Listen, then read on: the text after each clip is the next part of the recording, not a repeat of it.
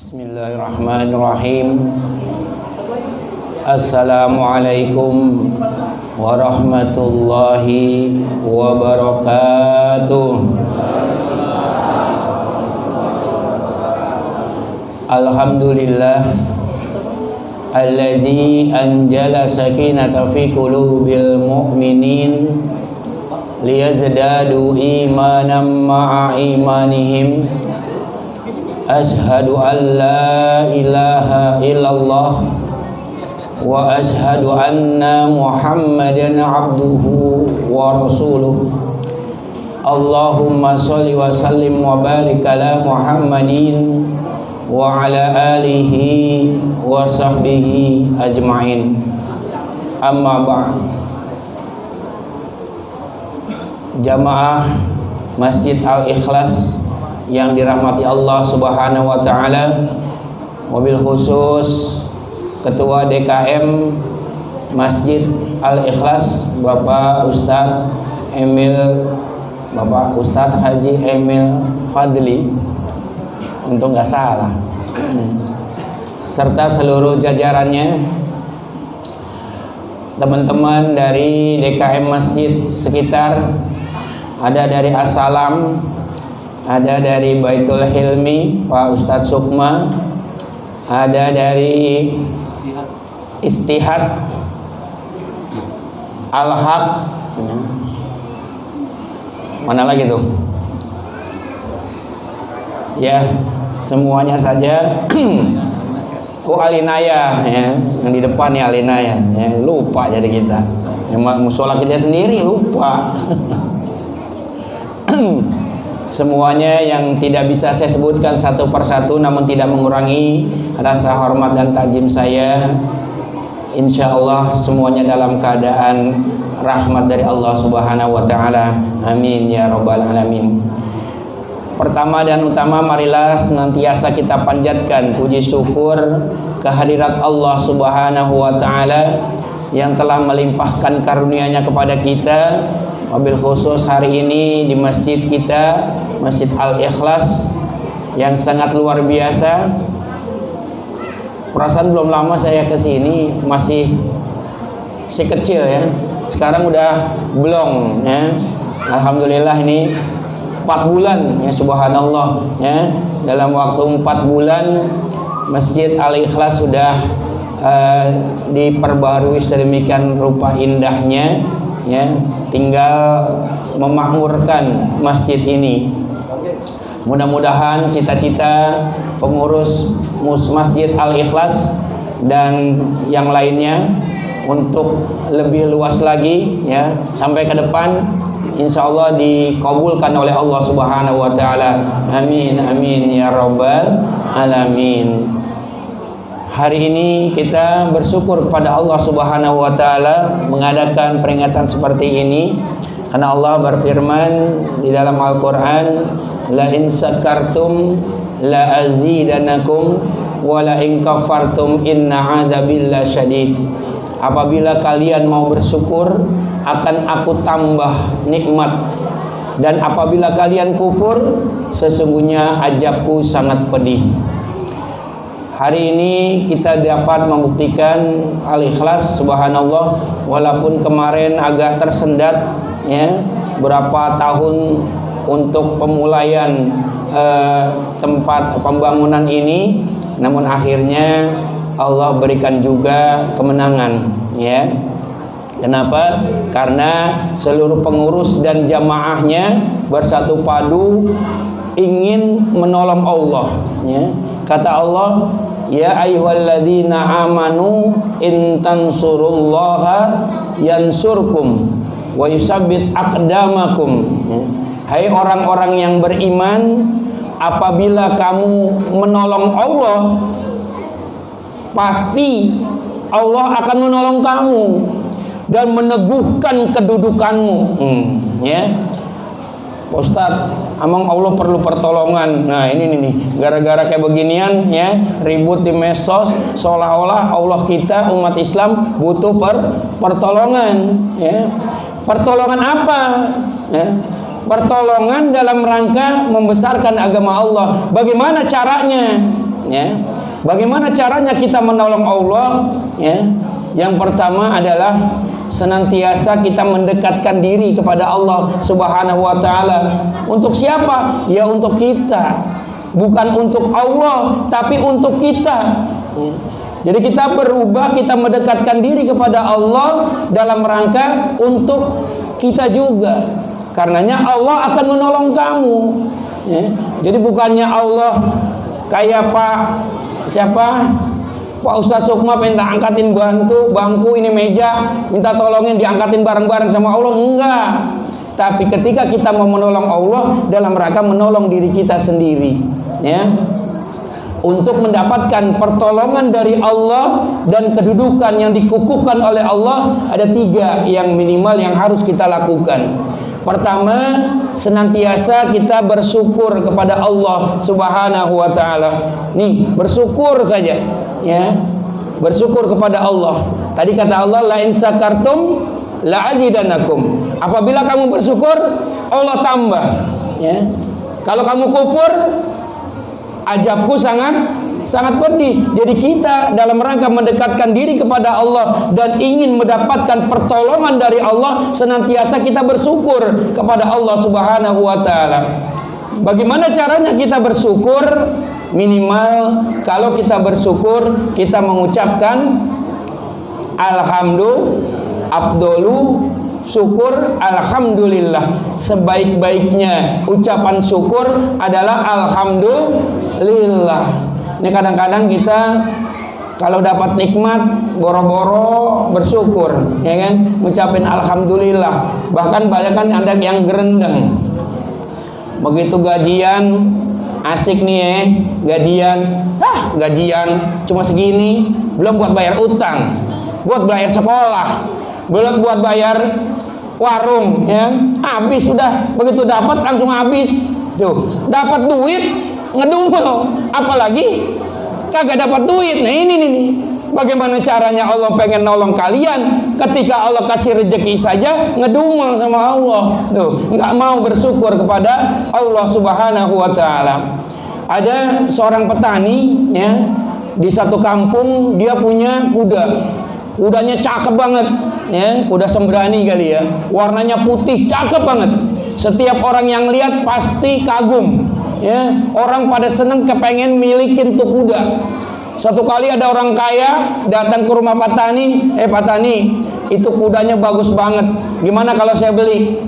Maaf, saya nggak jual, saya senang ini kuda, maka saya nggak jual. Saya beli 2 kali lipat dari harga normal, alhamdulillah, namun saya tidak jual. 3 kali lipat saya beli ini kuda. Kalau orang nggak ada yang berani beli 3 kali lipat, saya berani beli 3 kali lipat. Alhamdulillah, saya tidak jual karena saya senang. Marah ini si pembeli orang kaya, ya. Kemudian ini pada rakyat, tetangga-tetangga pada datang ke rumah Pak Tani. Pak Tani bodoh, Pak Tani goblok, ya. Itu kuda dibeli 3 kali lipat, lu kagak jual. Lu kalau dijual, lu bakalan jadi orang kaya. Alhamdulillah, mungkin belum rezeki saya, ya. Saya senang ini kuda, maka tidak saya jual. Bapak Ibu dan sekalian, keesokan harinya kuda yang disayangi tadi hilang. Hilang tuh kuda, entah kemana tuh, ya. Tetangga pada datang, ngapain? Bela sungkawa apa bagaimana tetangga tuh? Wow, dasar lu Pak Tani goblok, ya kan? Coba lo kemarin jual, ya, sekarang lu rugi lu, ya, kuda lo hilang, ya, nggak dapat apa-apa. Kasih angka 1 dah. Kasihan deh lo, kan gitu ya. Iya, ini orang mau tetangga mau bisanya begitu, ya. Ada orang kehilangan, ada orang kena musibah, malah dibully, ya kan. Alhamdulillah, mungkin ini belum rezeki saya, kata si Pak Tani, biarlah kuda kita dihilang. Bapak Ibu dan sekalian, seminggu kemudian ternyata itu kuda balik lagi.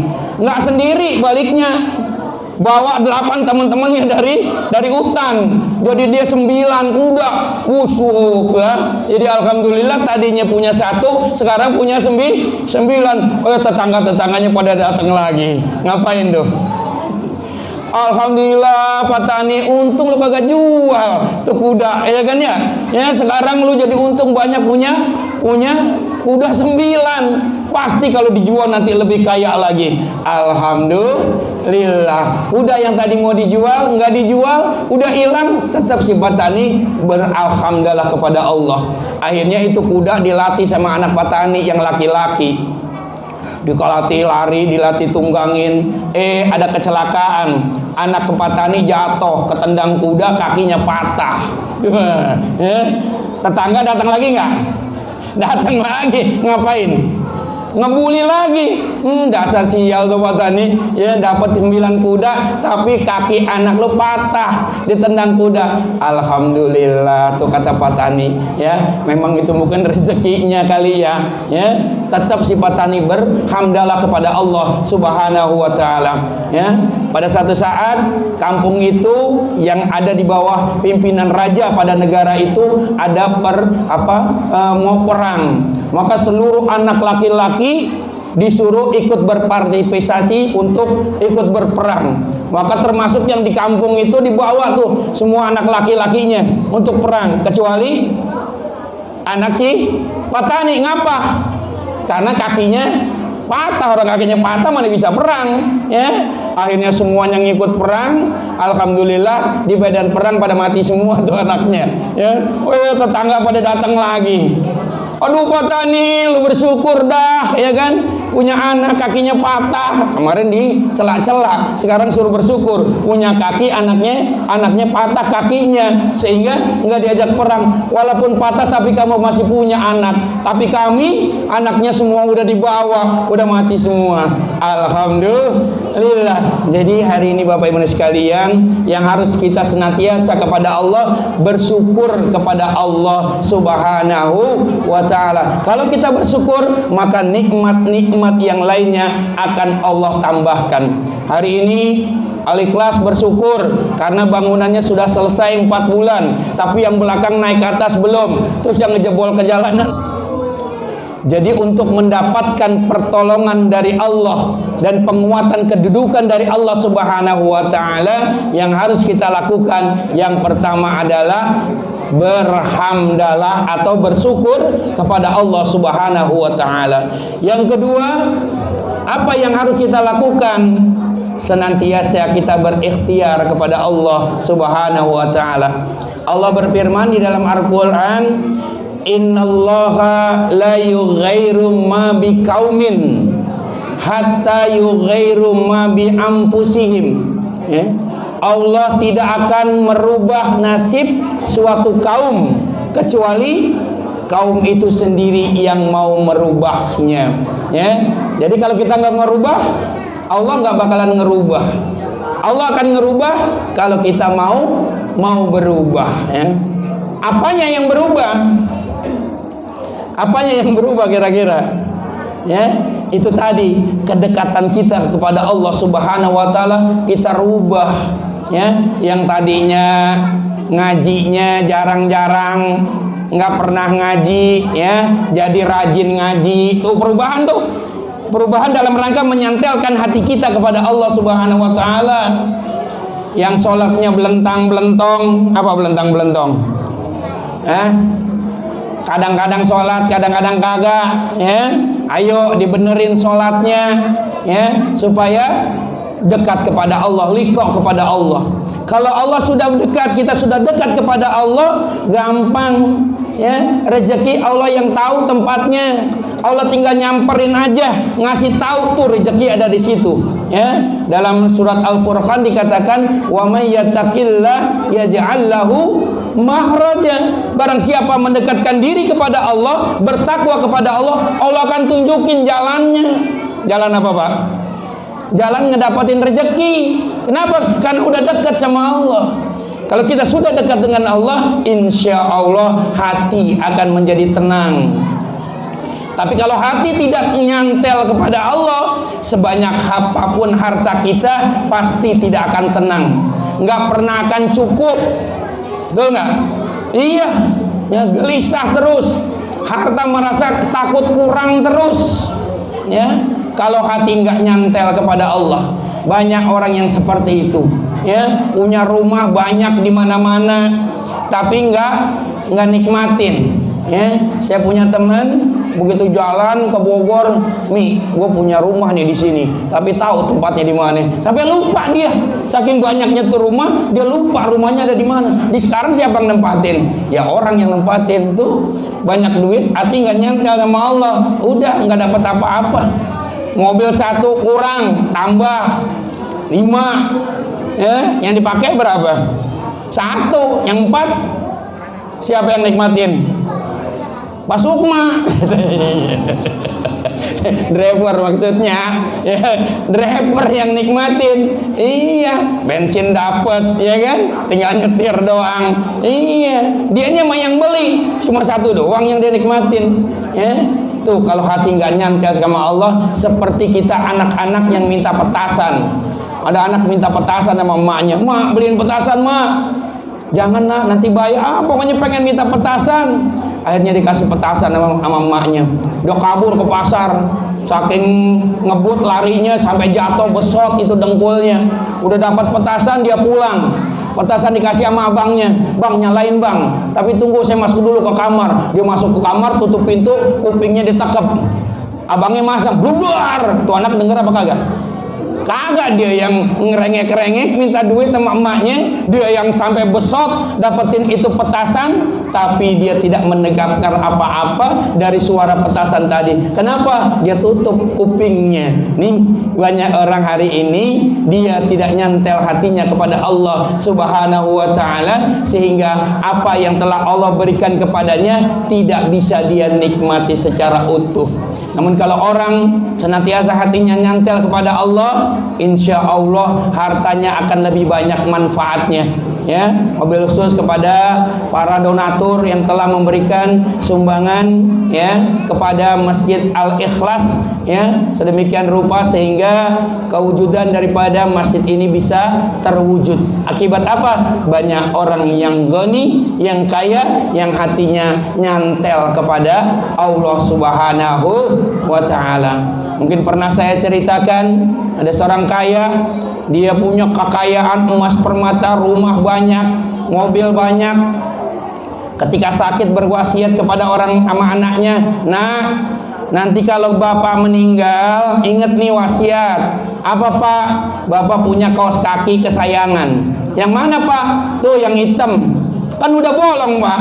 Iya, tapi itu walaupun bolong, kaos kaki kesayangan bapak. Ya, tolong nanti kalau bapak meninggal, pakein tuh kaos kaki. Ya, akhirnya nggak lama bapaknya meninggal. Anaknya sibuk manggil Pak Ustadz Emil. Ngapain? Untuk mandiin jenazah, ngurusin jenazah. Dimandiin jenazah. Ketika sudah dikapankan, si anaknya baru ingat ada wasiat dari orang tuanya. Pak Ustadz Emil, kata bapak saya, nanti kalau dia meninggal, tolong kaos kaki hitam kesayangannya dipakein ke kakinya. Boleh nggak? Boleh nggak kira-kira? Kata Ustadz Emil, nggak boleh. Kalau orang Islam meninggal cukup dengan kain kapan, nggak boleh ada yang nyantel-nyantel tuh dari dunia dibawa, nggak boleh. Ya ribut ini si anak sama Pak Ustadz. Akhirnya dikuburkan tanpa melaksanakan wasiat tadi. Kaos kaki nggak dipakaikan ke kakinya si ayah. Ya, begitu sudah dikuburkan pulang, apa itu namanya? Orang kepercayaan bapaknya datang kepada anaknya ngasih surat. Nah, ini surat wasiat dari orang tuamu. Harus diberikan ketika beliau sudah wafat. Maka ketika dibaca, wahai anakku, kalau engkau baca ini, ayah sudah meninggal. Dan ayah yakin engkau ribut kemarin gara-gara wasiat ayah mengenai kaos kaki bolong. Pasti Ustadz nggak bolehkan untuk memenuhi wasiat ayah. Dan kamu pasti ribut dengan Pak Ustadz Emil tadi. Apa artinya? Harta ayah banyak, emas permata, rumah, mobil. Namun ketika ayah meninggal, ayah minta kaos kaki bolong saja untuk dikuburkan, nggak boleh.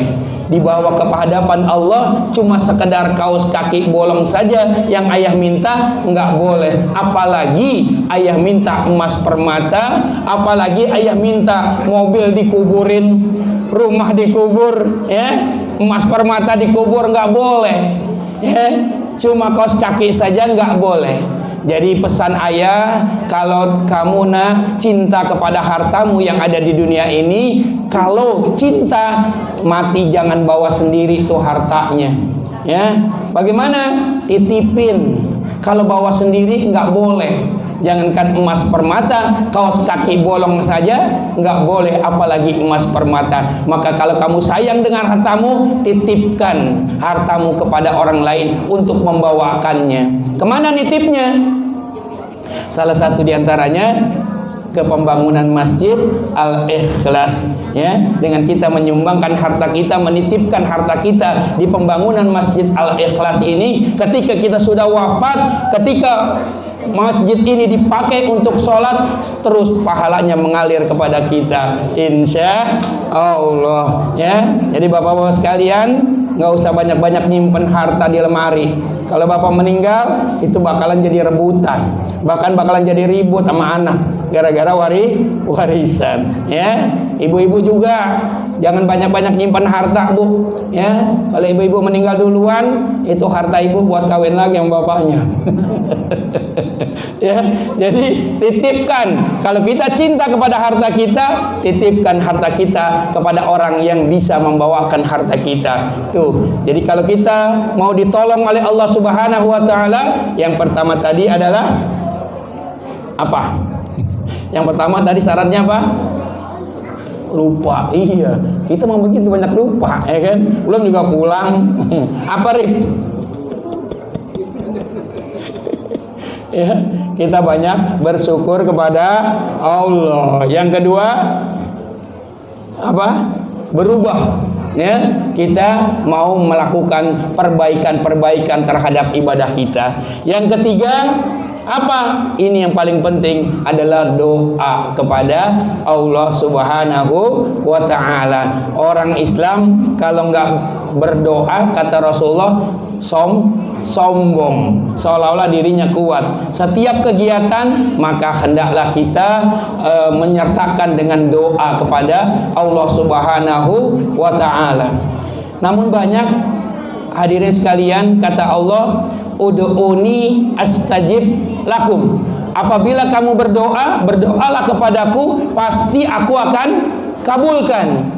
Namun banyak diantara kita berdoa kepada Allah tapi enggak dikabulin. Ya, banyak nggak begitu? Bapak kira-kira doanya dikabulin terus nggak? Enggak, kadang-kadang enggak. Banyak yang nggak dikabulin, ya. Kenapa? Ya kan? Jadi salah seorang ahli filosof, ya, Bapak Ibrahim bin Adam, ya, salah seorang filosof, pada saat itu ketika ditanya kenapa doa kita kok banyak yang tidak dikabulkan oleh Allah Subhanahu wa taala, apa sebabnya? Kata beliau, sebabnya adalah banyak diantara kita hatinya mati, ya. Dan banyak ada beberapa sebab sehingga dosa kita belum dikabulkan atau tidak dikabulkan oleh Allah Subhanahu wa taala. Apa yang pertama? Yang pertama kata beliau, kalian mengenal Allah tapi kalian tidak mau melaksanakan haknya Allah Subhanahu wa taala, maka doa kalian tidak akan dikabul oleh Allah Subhanahu wa taala. Kita mengenal Allah yang Maha Kaya, ya.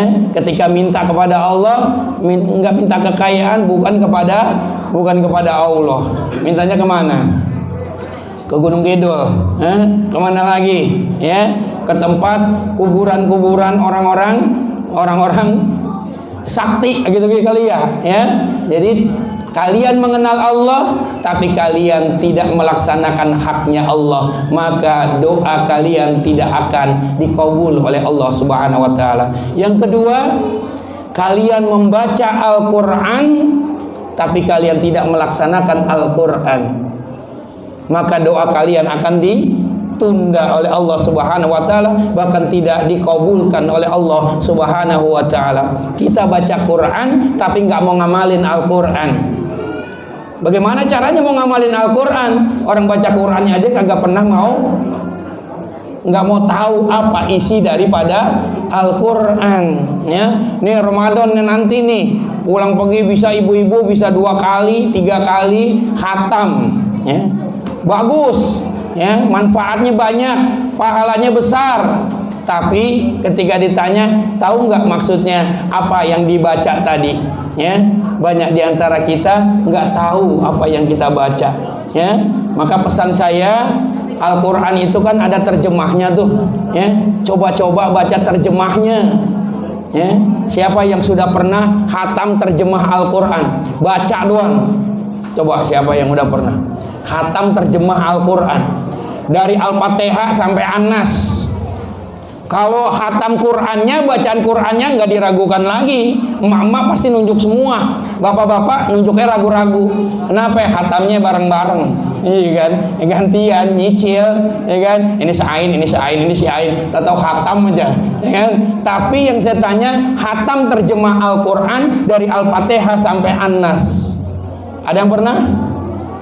Jadi bagaimana kita mau melaksanakan Al-Quran kalau perintahnya saja kita nggak pernah mau tahu?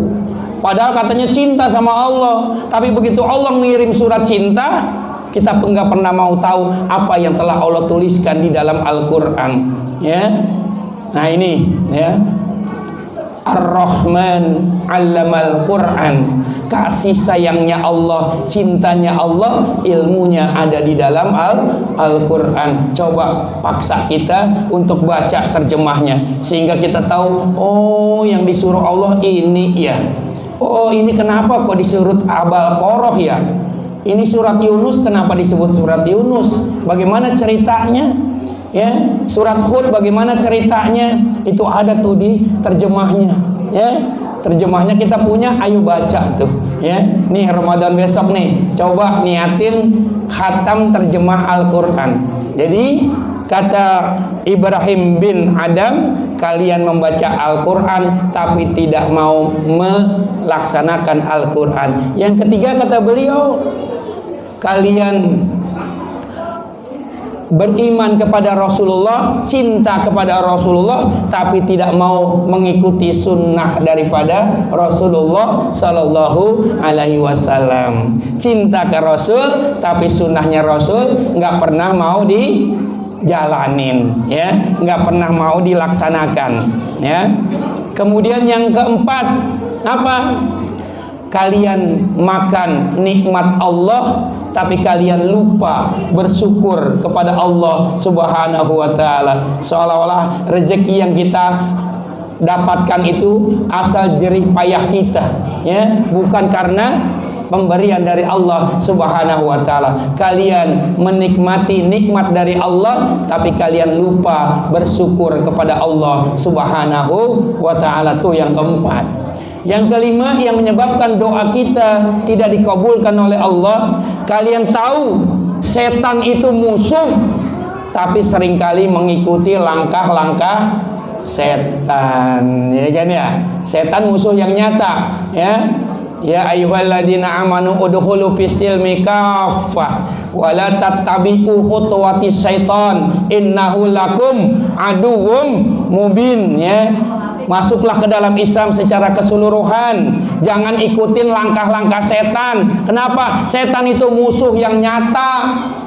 Ya, begitu diundang sama perempuan, ya, ayo ngopi doang. Kata setan cuma ngopi doang. Kalau diundang zina nggak mau kita. Tapi kalau diundang ngopi, datang nggak? Datang ngopi. Habis ngopi ngapain? Tatap-tatapan. Habis tatap-tatapan, pegang-pegangan. Itu langkah-langkah setan, ya. Yang kata setan nggak apa-apa, ya, nggak zina, ya. Terus kalau pedagang, ya kan, sering-sering ngurangin timbangan. Itu langkah setan, ya. Sehingga apa? Kita dapat rezeki, rezekinya yang nggak halal. Kalau sudah nggak halal, jadi darah daging nggak? Enggak tuh. Jadi kalian tahu setan itu musuh, kalian seringkali mengikuti langkah-langkah setan. Yang keenam, ini ada 10, ya. Udah pada cemberut aja, banyak amat 10 ya. Tapi ya iya, emang ada 10 nih, ya. Yang keenam apa? Kalian pengen masuk sorga, ya. Sorga itu hak. Mana? Kalian tahu sorga itu hak ada, tapi kalian tidak berusaha untuk mendapatkan surga tadi. Bangun malam malas. Oh Ustaz, saya mau tiap malam bangun. Ngapain? kencing. Iya ya. Kalian tahu surga itu hak, tapi kalian tidak berusaha untuk mendapatkannya. Yang ketujuh, kalian tahu neraka itu hak, ada, tapi kalian sering melakukan perbuatan yang akan menjerumuskan kita ke dalam neraka. Tuh ya, doanya akan ditolak oleh Allah Subhanahu wa ta'ala. Yang keberapa tuh? 7. Yang ke-8, apa yang ke-8? Kalian tahu mati itu pasti, kullu nafsin za'iqatul maut, tapi kalian tidak mau mempersiapkan kematian. Betul apa kagak? Ya? Kalau ditanya, ente siap nggak mati? Apa jawabannya? Nggak siap, belum siap, ya kan? Tapi mempersiapkan nggak? Kagak nyiapin. Kalau tahu belum siap, siapin, ya, sehingga kapanpun dipanggil oleh Allah siap. Wala tamutunna illa wa antum muslimun, dan hendaklah kita mati senantiasa dalam rangka berserah diri kepada Allah Subhanahu wa ta'ala. Kalian tahu yang namanya mati itu pasti akan mendatangi kita, namun kita tidak mau mempersiapkan kematian. Yang ke-9, kalian bangun tidur sibuk dengan aib orang lain, tapi lupa dengan aib diri sendiri. Tuh ya, kalau aib orang lain sekecil apapun dia tahu. Kata kalau Bang Haji Uma Irama apa? Semut di seberang lautan jelas kelihatan, gajah di pelupuk mata tidak kelihatan. Oh, keterlaluan. Artinya apa tuh? Aib orang di seberang lautan, semut di seberang lautan, kecil padahal kelihatan. Tapi kalau salah sendiri enggak, ya kan? Wah, orang lain, wah tuh si anu begitu tuh. Wah, orang imah payah namanya itu. Ya. Kejelekan orang dia tahu, tapi kejelekan sendiri dia lupa, dia nggak lihat.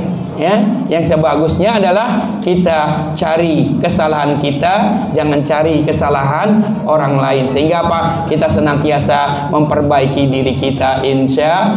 Yang terakhir adalah kita sering mengantarkan jenazah ke pemakaman, namun kita tidak mengambil pelajaran dari apa yang kita lakukan. Saya sering ngelihat orang nganterin jenazah di kuburan ketawa ketiwi sambil ngerokok ngeplus ya.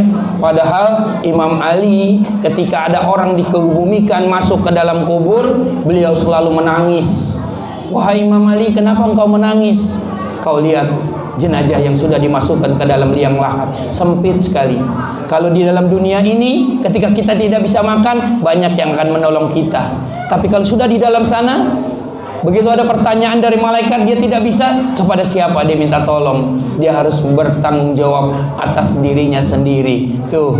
Jadi kalau kita nganterin orang yang meninggal ke pemakaman, hendaklah itu menjadi pelajaran. Hari ini dia yang masuk ke situ, besok kalau saya masuk ke situ gimana? Ya, sudah sempit, ya, dibikin lahap pula, tambah sempit, diuruk lagi, diinjak-injak lagi, dipadetin, udah nggak bisa ngapa-ngapain tuh, ya, nggak bisa lari. Kalau malaikat mungkar nangkir datang, ya, udah nggak bisa ngapa-ngapain, udah kagencet aja, ya. Makanya Imam Ali selalu menangis manakala melihat ada yang dimasukkan ke dalam liang kubur. Namun kalau kita datang ke sana, masya Allah, cengenges, ya, ngerokok pula, ketawa ketiwi, seolah-olah akan hidup selamanya. Kalau ada di antara kita seperti itu, maka kata Ibrahim bin Adam, maka doanya belum dikabulkan oleh Allah Subhanahu wa ta'ala. Ya, jadi kalau kita sudah melakukan 3 ini, insya Allah Allah akan menolong kita. Apapun kesusahan kita, apapun kesulitan kita, maka Allah akan menolong kita, insya Allah. Ala hadiniya wa ala kunniyatin salihah ila hadatin Nabi Mustafa sallallahu alaihi wasallam. Al-Fatihah. A'udzubillahi minasyaitonirrajim. Bismillahirrahmanirrahim. Alhamdulillahirabbil alamin arrahmanir rahim maliki yaumiddin. Iyyaka na'budu wa iyyaka nasta'in. Ihdinas siratal mustaqim. Siratal ladzina an'amta 'alaihim ghairil maghdubi 'alaihim waladdallin. Amin. Summa ila jami' ahlil qubur minal muslimin wal muslimat wal mu'minina wal mu'minat min masyariqil ardi ila magharibiha bariha wa bariha khususan aba'ana wa ummahatina wa ajdadina wa jadatina wa khususan almarhum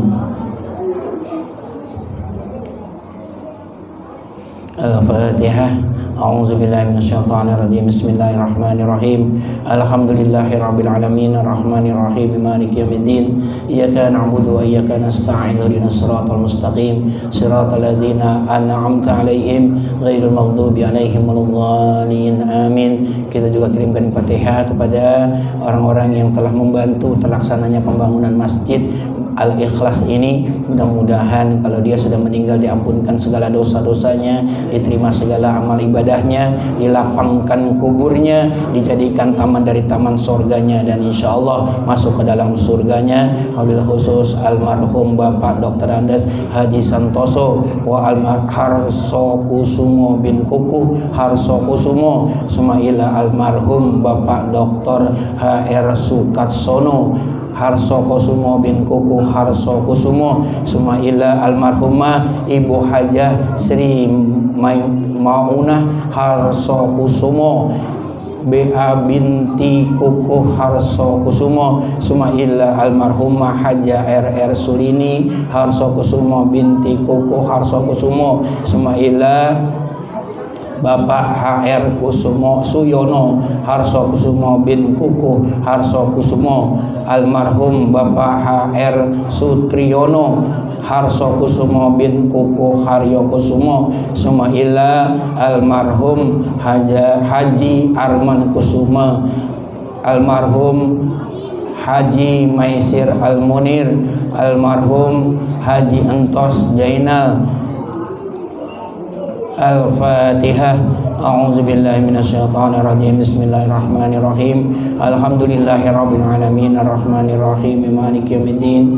Iyyaka na'budu wa iyyaka nasta'in. Ihdinas siratal mustaqim. Siratal ladzina an'amta 'alaihim ghairil maghdubi 'alaihim waladdallin. Amin. Kemudian juga kepada para donatur yang tidak bisa saya sebutkan satu persatu namanya, yang telah membantu terlaksananya pembangunan Masjid Al-Ikhlas, mudah-mudahan yang masih hidup Allah lapangkan rezekinya, Allah balas dengan balasan yang berlipat ganda, dan senantiasa selalu mendapatkan bimbingan dari Allah Subhanahu wa taala. Al-Fatihah. A'udzubillahi minasyaitonirrajim. Bismillahirrahmanirrahim. Alhamdulillahirabbil alamin arrahmanir rahim maliki yaumiddin. Iyyaka na'budu wa iyyaka nasta'in. Ihdinas siratal mustaqim. Siratal ladzina an'amta 'alaihim ghairil maghdubi 'alaihim waladdallin. Amin. A'udzubillahi minasyaitonirrajim. Bismillahirrahmanirrahim. Alhamdulillahirabbil alamin hamdan yuwafi ni'amahu wa yukafi'u majidah. Ya Rabbana lakal hamdu kama yanbaghi li jalali wajhikal karim 'azimi sultanik. Allahumma shalli ala Muhammad wa ala ali Muhammad. Ya Allah ya Rahman ya Rahim. Kau Zat yang Maha Penyayang, yang sayangmu tak pernah terbilang. Kau Zat yang Maha Pengasih, yang kasihmu tak pernah pilih kasih. Ya Allah ya Rabb, inilah kami hambamu yang lemah, hambamu yang doib, hambamu yang senantiasa berbuat salah dan dosa. Ya Allah, hari ini kami rendahkan hati kami. Ya Allah, kami tundukkan kepala kami. Ya Allah, kami angkat kedua belah tangan kami. Ya Allah, kami mohon ampunan dan ridha-Mu. Ya Allah, ampuni sebesar apapun dosa dan kesalahan kami. Ya Allah, dosa yang dahulu maupun dosa yang sekarang, dosa yang besar maupun dosa yang kecil, dosa yang masih kami ingat, apalagi dosa yang telah kami lupakan. Ya Allah ya Tuhan kami, beri keberkahan kami di bulan Sya'ban ini. Ya Allah, sampaikan kami pada bulan Ramadan, bulan penuh berkah, bulan penuh rahmat, dan bulan penuh ampunan. Ya Allah ya Tuhan kami, berikan ilmu kepada kami sehingga kami dapat memanfaatkan bulan Ramadan yang sebentar lagi akan datang bersama kami.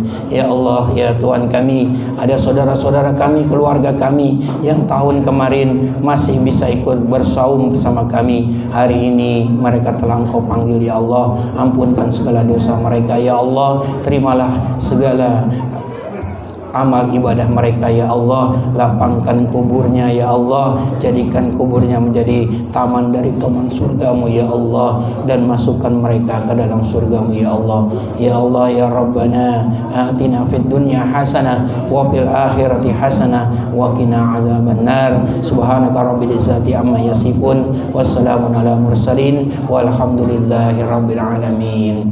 Bapak Ibu sekalian, demikianlah mungkin tausiah singkat pada kesempatan kali ini. Terima kasih atas segala perhatian, mohon maaf atas segala kekurangan. Billahi taufik wal hidayah. Assalamualaikum warahmatullahi wabarakatuh.